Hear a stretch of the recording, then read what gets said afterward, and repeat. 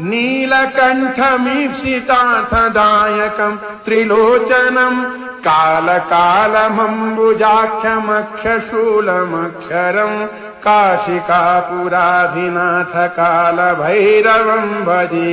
काशिकापुराधिनाथ कालभैरवम् भजे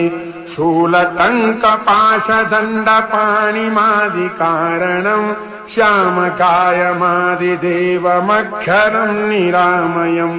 भीमविक्रमम् प्रभुम् विचित्रताण्डवप्रियम् काशिकापुराधिनाथ